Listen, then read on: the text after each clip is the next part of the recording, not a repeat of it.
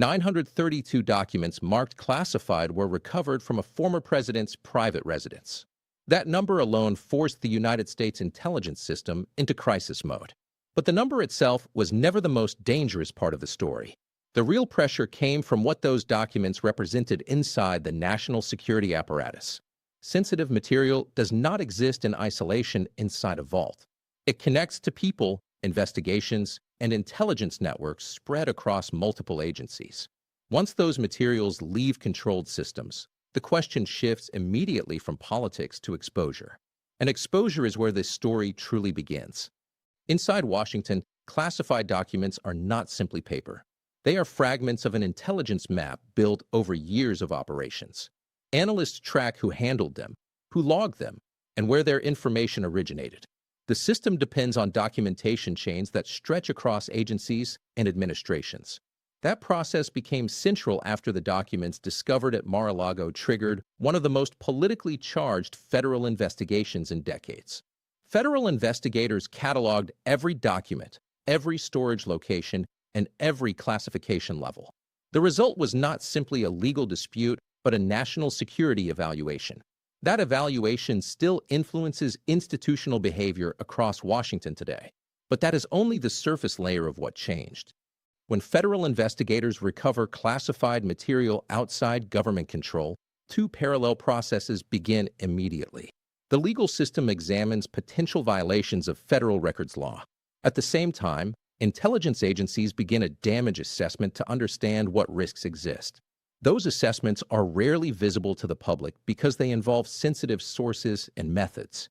Analysts examine whether foreign intelligence services could have accessed the information. They examine whether names, surveillance capabilities, or operational techniques might have been exposed. In most cases, the public hears only fragments of this process through reporting months later. But inside national security institutions, those reviews move quickly and quietly. Picture this. It is late evening inside a secure review room at an intelligence facility. Analysts sit around a long table examining classification logs line by line. Every entry connects to another operational file somewhere else in the system. Some documents reference surveillance capabilities. Others reference diplomatic communications or intelligence partners. Each reference forces investigators to ask a single difficult question. If the material left secure control, who else might have seen it? That is the moment national security concerns become real. Public reporting confirmed that investigators recovered documents marked at several classification levels. Some were labeled secret or top secret.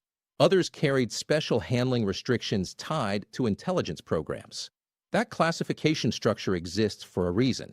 It limits how widely sensitive information spreads inside government systems. Once those materials leave secure storage, analysts must assume worst-case scenarios until proven otherwise. The review process does not accuse anyone of intent. Instead, it focuses on risk mitigation and containment. Intelligence agencies treat uncertainty itself as a security problem. While that evaluation unfolded, another pressure was already building in the political system. Congressional oversight committees began asking questions about how classified information moves through the federal government. Lawmakers from both parties have historically scrutinized intelligence agencies when sensitive material appears outside secure channels. That oversight process often focuses less on individuals and more on systemic vulnerabilities. Investigators examine record-keeping rules, classification protocols, and chain-of-custody procedures. Those technical details rarely dominate headlines. Yet they determine how secure the national security system actually is. This is the detail many viewers miss. The document review process depends heavily on personnel who understand intelligence classification systems. Specialists track how documents move between agencies and storage facilities. They understand which operational programs appear in specific files. Their institutional memory becomes essential when investigators attempt to reconstruct events months later. Intelligence systems rely on those individuals precisely because classified material rarely stands alone. One document often references several others stored elsewhere in the system. Reconstructing those connections requires experienced analysts who understand how the classification architecture works. now place the technical reality inside the broader political climate surrounding the investigation.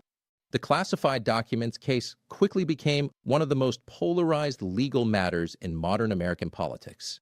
Supporters of the former president argued the investigation represented political overreach. Critics argued federal records laws must apply equally to all officials. Both narratives spread widely across television networks and social media. But intelligence professionals viewed the issue through a different lens entirely. Their concern focused on whether sensitive information could have been compromised. That question carries consequences far beyond any courtroom outcome. The next data release from federal investigators will add more clarity. Based on everything covered here, drop your prediction below. What do you think it shows about how the documents moved? While that debate continued publicly, global tensions added another layer of urgency. The Middle East remains one of the most active regions for intelligence competition. Iranian intelligence services, regional militias, and multiple state actors operate across overlapping networks. U.S. intelligence agencies track those networks using long-developed human sources and technical surveillance. Maintaining those systems requires stable institutions and experienced personnel. Even small disruptions inside intelligence structures can create blind spots. And blind spots matter most during periods of geopolitical escalation. But that is still not the deepest part of this story. Across decades, intelligence institutions have faced similar moments of strain. The Church Committee investigations during the 1970s forced the U.S. intelligence community to restructure oversight mechanisms. After the September 11th attacks, the government reorganized intelligence coordination again through the creation of the Director of National Intelligence. Each moment revealed a similar pattern. Institutional stress often exposes weaknesses that existed long before the crisis appeared publicly. Analysts sometimes describe these moments as stress tests for the national security architecture. They reveal how resilient the system truly is. That pattern matters today because modern intelligence operations depend heavily on continuity. Investigations involving classified information often extend for years.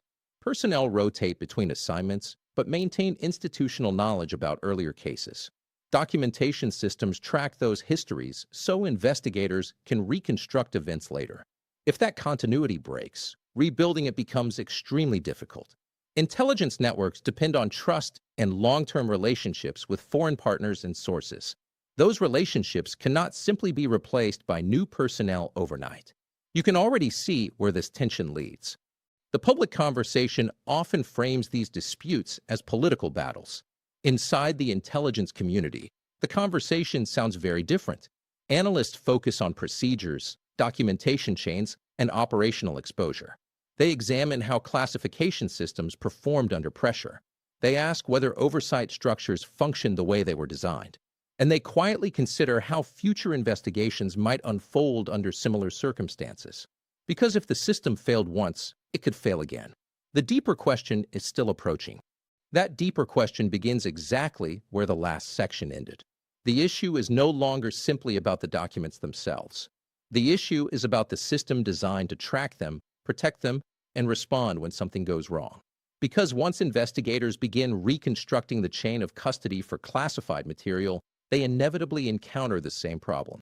The federal government's security framework relies heavily on people who understand the history of those files. Analysts, archivists, counterintelligence specialists, and prosecutors become the connective tissue that links raw documents to real national security implications. When continuity among those specialists breaks, the system loses clarity about its own past decisions. That is the institutional vulnerability experts worry about most. But that vulnerability did not begin with one investigation. It has been building quietly for years across multiple agencies.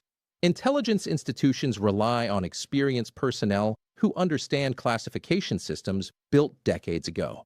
Those systems include compartmented programs, special handling restrictions, and foreign intelligence partnerships that cannot be easily explained in public reporting. When experienced staff leave government service, that knowledge often leaves with them. New analysts can read the files, but understanding the context behind them requires years of operational memory. The difference between those two forms of knowledge can determine whether investigators see a clear picture or only fragments. and that distinction matters far more than most public debates acknowledge. Consider how classified investigations actually unfold inside the government. Federal prosecutors rarely act alone in cases involving sensitive national security material. They coordinate with intelligence agencies that control the original information. Those agencies must approve how evidence appears in court filings or congressional briefings. Sometimes information cannot be disclosed publicly at all because doing so would expose intelligence sources. That negotiation process between legal investigators and intelligence professionals can last months. It requires individuals who understand both legal procedure and intelligence operations. Without those specialists, the investigation itself slows dramatically. Picture this moment for a second. A federal prosecutor prepares a briefing for lawmakers reviewing a classified investigation. The room contains members of Congress, staff attorneys, and intelligence officials. On the table sit binders filled with heavily redacted pages. Each redaction protects a source, a surveillance capability, or a foreign partner relationship. Now imagine trying to explain those redactions without the analysts who originally tracked the material. Every missing detail forces investigators to pause and reconstruct information again. That delay may seem technical, but in national security systems, it has real consequences. The public rarely sees that level of complexity. Most coverage focuses on courtroom developments or political statements. But inside Washington, institutional actors worry about how investigations affect long-term intelligence capacity. Analysts often describe it as maintaining the memory of the system. The United States intelligence apparatus contains millions of documents across multiple classification levels. Tracking how those records connect requires consistent institutional knowledge. When investigators analyze a document recovered from private storage, they must determine how it relates to earlier intelligence operations. That task cannot be automated easily because it depends on contextual judgment. This is where a subtle but critical tension appears. Government institutions must balance transparency with security. Congress demands accountability whenever classified material surfaces outside authorized channels. Intelligence agencies simultaneously guard operational secrets that cannot be exposed publicly. The negotiation between those priorities shapes how investigations unfold. In many cases, the public receives only partial explanations because the underlying details remain classified. That limitation fuels speculation and political narratives across the media landscape. Yet it also reflects the real constraints inside national security systems. Let that sit. Meanwhile, global intelligence competition has intensified dramatically during the last decade. Countries such as China, Russia, and Iran invest heavily in intelligence collection against the United States and its allies. Those efforts include cyber operations, human intelligence recruitment, and surveillance targeting diplomatic and military institutions. American counterintelligence units exist precisely to detect those operations. Their work rarely appears in public headlines because success often means preventing events that never occur. But their mission becomes critical whenever sensitive information might have been exposed. The Middle East remains one of the most complex arenas for that competition. Iranian intelligence services maintain networks across multiple countries and political movements. Regional proxy groups operate alongside state intelligence organizations. U.S. agencies monitor those activities through a mixture of surveillance systems and human sources. Maintaining those networks requires patience and long-term relationships. Some intelligence contacts develop over decades before producing actionable information. Losing access to even a small portion of that network can reduce situational awareness significantly. That is why continuity inside counterintelligence teams matters so much. Investigations involving classified material sometimes intersect with ongoing intelligence operations. When that happens, agencies must protect the operational side while investigators pursue accountability. Analysts might review the same document from two different perspectives simultaneously. One team asks whether laws were violated. Another asks whether foreign adversaries gained insight into sensitive programs. Coordinating those assessments requires careful communication between agencies. Even minor misunderstandings can create confusion about what information remains secure. At roughly the halfway point of this discussion, one reality stands out clearly. If you noticed how institutional signals were building before headlines intensified, How long ago did you start watching this develop? Let me know below. But that observation leads directly into the most revealing layer of the story. Because when analysts examine how classified documents move through the system, they often uncover weaknesses unrelated to the original controversy. Security gaps sometimes emerge in record storage procedures, digital tracking systems, or interagency communication channels. Each gap becomes an opportunity for improvement, but also a sign of systemic strain. Investigators therefore use high-profile cases as catalysts for broader reforms. Congressional hearings frequently produce recommendations about record management and classification policy. Those recommendations shape future intelligence procedures long after the headlines fade. And this is where history offers a revealing comparison. During the 1990s, the United States faced a series of espionage cases involving insiders with access to classified information. Investigations revealed weaknesses in background check systems and digital monitoring protocols. The government responded by strengthening counterintelligence oversight across multiple agencies. After the September 11th attacks, intelligence coordination reforms produced the Department of Homeland Security and expanded information sharing mechanisms. Each reform cycle followed a similar pattern. A crisis exposed institutional vulnerabilities that had existed quietly for years. The current debate may represent another moment in that cycle. What appears today as a political controversy could ultimately reshape how classified information moves through government systems. Lawmakers are already discussing updates to federal records law and classification procedures. Intelligence agencies are reviewing how sensitive documents leave secure facilities and who retains authority over them. Those discussions involve legal scholars, archivists, and national security professionals simultaneously. Their decisions will influence how future administrations handle classified material long after current political actors leave office. But none of those reforms address the central strategic question still hanging over the entire situation. If classified information left secure control once, what else might have been exposed without anyone realizing it? And that question becomes far more unsettling when placed inside a rapidly shifting global security environment. That shifting global environment is exactly where the story becomes far more complicated than a single investigation. By the time intelligence agencies complete a damage assessment, the geopolitical environment has already moved forward. Events in the Middle East, Eastern Europe, and the Pacific are unfolding simultaneously. Intelligence agencies must interpret those developments using information that may now carry uncertainty. Analysts rarely describe this problem publicly, but inside intelligence briefings the phrase appears often. Decision-makers must act with incomplete visibility while risks evolve faster than institutional processes can respond. And that uncertainty is where the earlier detail suddenly becomes much more important. Back near the beginning of this story, we discussed the analysts who track how classified material moves through the intelligence system. Their role often looks administrative from the outside. In reality, they function as navigators inside a massive security architecture. They know which operational program connects to which document reference.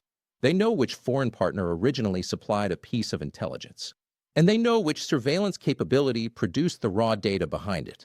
When investigators attempt to reconstruct exposure risk, those specialists translate technical codes into real operational consequences. Without them, the intelligence picture becomes fragmented. That is why continuity inside intelligence and counterintelligence units matters so deeply during moments like this. The U.S. intelligence system operates as a network of overlapping agencies. The FBI, CIA, NSA, and military intelligence branches each hold different fragments of the same global puzzle. Counterintelligence teams inside those agencies monitor whether foreign governments attempt to exploit security gaps. Their work depends heavily on historical memory. When an unfamiliar signal appears inside intelligence traffic, analysts compare it with patterns they have seen years earlier. That pattern recognition often determines whether a warning reaches policymakers in time. Picture the scenario intelligence officials quietly worry about. It is early morning in Washington. Overnight intelligence traffic arrives from multiple monitoring systems across the globe. Analysts review signals coming from diplomatic intercepts, cyber monitoring, and human sources. Most of the data appears routine at first glance. Then a small anomaly appears buried inside a communication intercept. The signal itself may look minor, but someone with long experience recognizes a pattern from earlier operations. That recognition triggers a deeper review that reveals a larger intelligence maneuver unfolding behind the scenes. Now imagine that recognition never happens, because the analyst who would have spotted it retired 2 years earlier, and the institutional memory of the earlier operation faded with them. Intelligence professionals describe this as the erosion of strategic memory. It does not occur suddenly, but gradually over time. Each departure removes another piece of contextual knowledge from the system. Eventually, the organization still has all the data, but fewer people who understand how the pieces connect. That is the moment when intelligence blind spots begin forming quietly beneath the surface. Read that again. The United States intelligence community employs tens of thousands of analysts and specialists. Yet even a large system can lose visibility if its knowledge networks fragment. Modern intelligence operations rely heavily on long-term expertise in specific regions and adversary networks. Iran's intelligence apparatus, for example, operates through overlapping diplomatic, military, and proxy channels. Understanding how those channels interact requires specialists who track them continuously over many years. Their knowledge allows analysts to identify subtle changes in behavior that might signal new operations. But here is where the strategic tension intensifies dramatically. If sensitive documents reveal operational details about surveillance methods or intelligence sources, foreign governments gain clues about how those monitoring systems work. Even partial clues can help adversaries redesign their communications or operations to avoid detection. Intelligence professionals call this the adaptation cycle. Every time one side learns something about the other's methods, both sides adjust. Over time, the competition resembles an ongoing technological and strategic chess match. You are watching this calculation unfold in real time before most people connect these dots. The risk does not always involve a single catastrophic leak. Often it involves gradual erosion of intelligence advantage. A document reference might reveal the existence of a monitoring program. Another might reveal how intelligence agencies categorize specific operations. A third might reference a foreign source indirectly. Individually, those fragments appear harmless. Combined together, they can reveal patterns about how intelligence agencies operate globally. That is when the strategic consequences begin expanding beyond one investigation. During the Cold War, both the United States and the Soviet Union constantly searched for ways to understand each other's intelligence systems. Defectors, intercepted communications, and leaked documents all contributed to that competition. Each discovery allowed analysts to infer how the other side collected and interpreted information. Modern intelligence competition works the same way, but with far more digital data involved. Cyber surveillance, satellite imagery, and global communications monitoring create enormous information flows that adversaries attempt to map. And that leads directly to the structural vulnerability experts worry about most. Intelligence systems depend on secrecy to maintain strategic advantage. But democratic governments also require transparency and accountability when controversies arise. The balance between those two principles has never been easy. When classified investigations become public political battles, that tension intensifies dramatically. Oversight mechanisms demand disclosure while intelligence agencies attempt to protect operational details. Each side operates under legitimate institutional obligations, yet their priorities can collide. Now place those pressures inside a world where geopolitical tensions are rising simultaneously. Iran continues expanding its regional influence through proxy networks across the Middle East. China's intelligence operations increasingly target Western technology sectors. Russia's intelligence services remain active across Europe and cyber networks. All three countries invest heavily in understanding how Western intelligence agencies function. Any signal about internal vulnerabilities becomes strategically valuable to them. Both narratives now collide in one uncomfortable place. Some observers argue investigations into classified documents demonstrate that democratic oversight still functions. Others argue public exposure of intelligence matters risks revealing sensitive capabilities. Both claims contain elements of truth, yet both cannot fully explain the broader strategic dilemma emerging underneath. The United States must protect both transparency and intelligence effectiveness simultaneously. That balancing act becomes far more fragile when national security investigations dominate political headlines. Which interpretation reflects what you are actually seeing, and why? Because in the final layer of this story, the question stops being about documents entirely. It becomes about whether the national security system itself can withstand prolonged political and institutional stress while facing rising global intelligence competition. And the next phase of that stress test may already be underway. That stress test did not suddenly appear out of nowhere. It has been building quietly across institutions for years, long before this investigation reached public headlines. Intelligence agencies have faced increasing pressure from political polarization, technological disruption, and global strategic competition simultaneously. Each of those forces strains a system originally designed during the Cold War. Back then, intelligence competition moved slower and information traveled through fewer channels. Today, digital communication networks generate intelligence data at staggering speed. The system must process, secure, and interpret that data while operating inside an increasingly volatile political environment. And that environment changes how every intelligence controversy unfolds. When sensitive national security matters become front-page political debates, the institutional incentives shift dramatically. Lawmakers demand explanations quickly because voters expect transparency. Intelligence agencies move cautiously because revealing operational details could compromise sources or surveillance capabilities.